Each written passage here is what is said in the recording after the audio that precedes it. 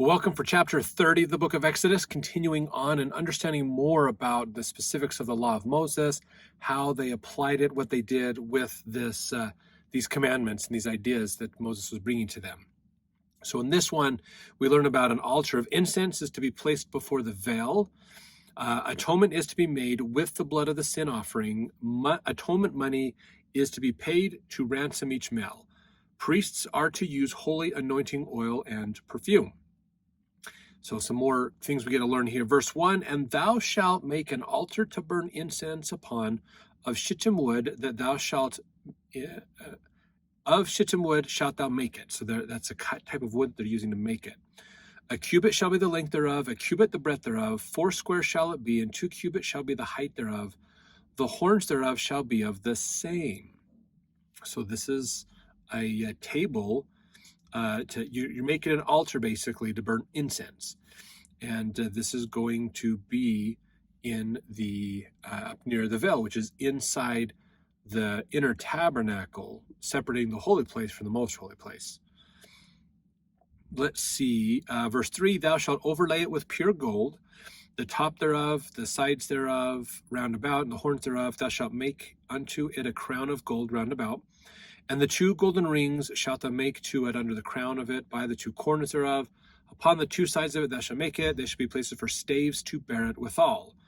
So again, they're putting the rings on so they can run the staves of wood through it to be able to carry this altar. Thou shalt make the staves of shittim wood and overlay them with gold. Thou shalt put it before the veil that is by the ark of the testimony, before the mercy seat that is over the testimony, where I will meet with thee. So lots of fun stuff you get to pull out of the Bible dictionary to learn about some of these words and ideas. This is inside the inner tabernacle. There's the veil that separates. Remember, there's the table of shewbread and the candlesticks, and then there's the veil, and then there's the most holy place, which is where the Ark of the Covenant is kept. And so this is before the veil that is by the Ark of the Testimony. So before you get through the veil, it'll be in there basically. Let's see, verse 7, and Aaron shall burn thereon sweet incense every morning when he dresseth the lamps, and he shall burn incense upon it. So every morning when Aaron or whoever's the high priest goes in to set up the candles, they're going to also burn some incense.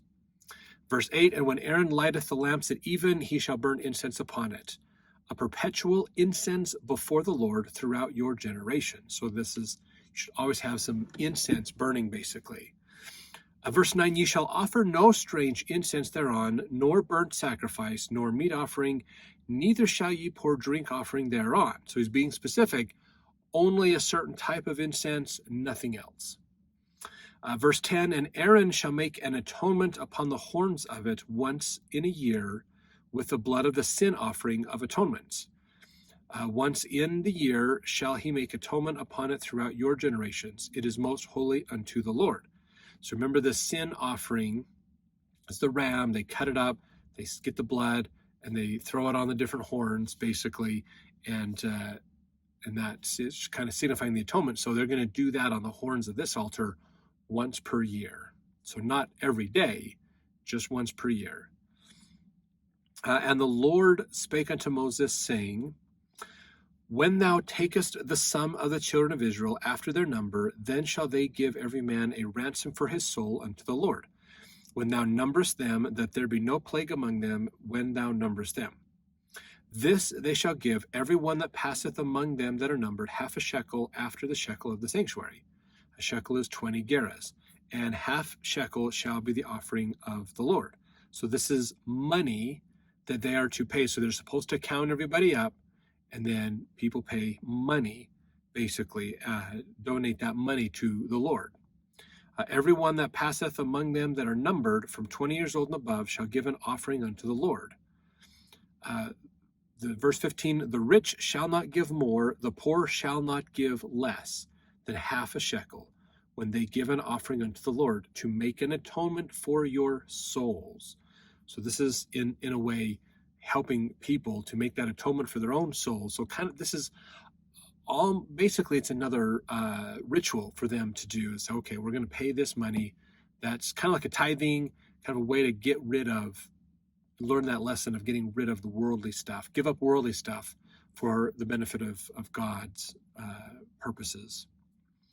Verse 16, thou shalt take the atonement money of the children of Israel and shalt appoint it for the service of the tabernacle of the congregation, that it may be a memorial unto the children of Israel before the Lord to make atonement for your souls.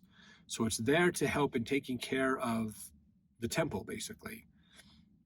Verse 17, and the Lord spake unto Moses, saying, thou shalt also make a laver of brass, and his foot also of brass, to wash withal.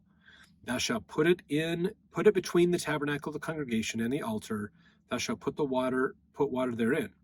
For Aaron and his sons shall wash their hands and their feet thereat.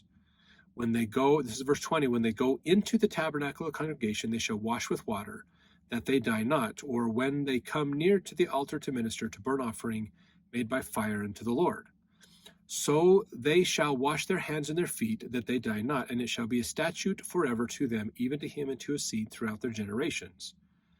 Verse 22, moreover, the Lord spake unto Moses, saying, take thou also unto the principal spices of pure myrrh 500 shekels, and of sweet cinnamon half so much, even 250 shekels, and of sweet calamus 250 shekels, and cassia 500 shekels, after the shekel of the sanctuary, and of olive oil and hin.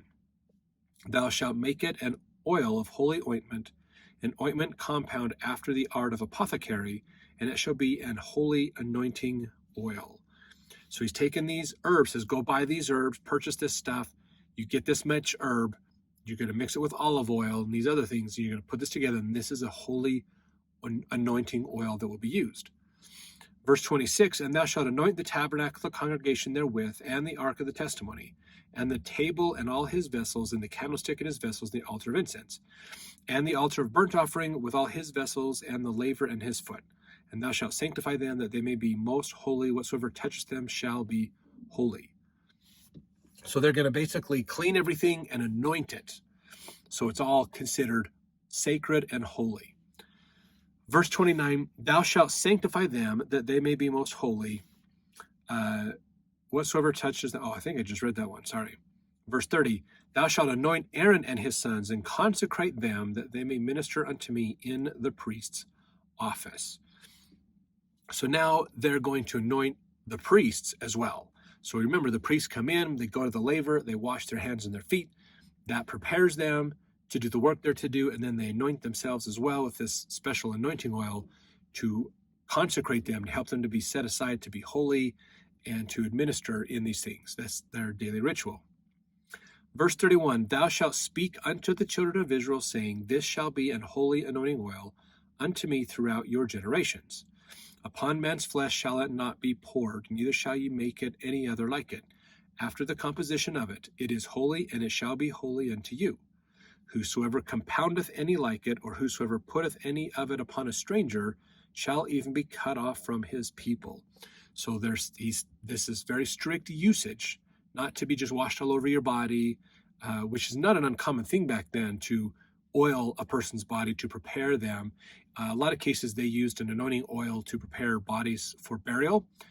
And when people went to war, they commonly would rub their bodies down with oil, basically to prepare them to die.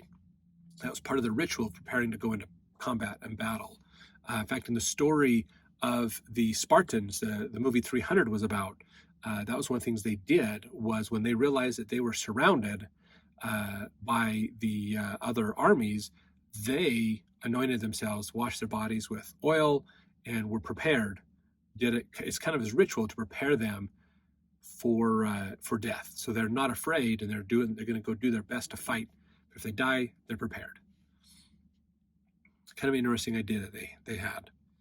And then verse 34, and the Lord said unto Moses, take unto these sweet spices, stacked and onycha and galbanum, these sweet spices with pure frankincense, each shall there be a like weight.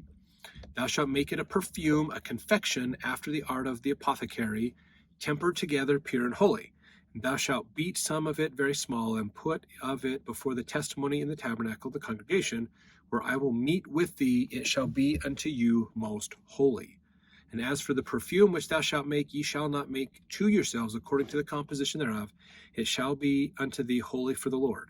Whosoever shall make like unto that to smell thereto shall even be cut off from his people. So the Lord doesn't want anybody to make this perfume. This perfume is only to be made and used inside the tabernacle, basically, in the temple. And that was it. Nobody could make it their own perfume, to try to do that. If you think about it, I think that's wise, because if they made it themselves, then they could sell it. They could make money off of what God is doing. They can make themselves smell like the temple does, which gives an appearance of being good, but maybe they're not really good. So this, by forbidding that, it helps kind of cut that down, that no one's going to try to duplicate or use the temple to enrich themselves. So some interesting concepts that we get from this. Some of these things we still have today. We still do anointing oil. We still do some of these things. More in the temple, it's symbolic, but there are some of these things there. Even we have tithing. We still give a little bit as a sacrifice, a personal sacrifice as well. So some fun things we get to learn, and we'll see you in the next chapter to continue our learning about the law of Moses.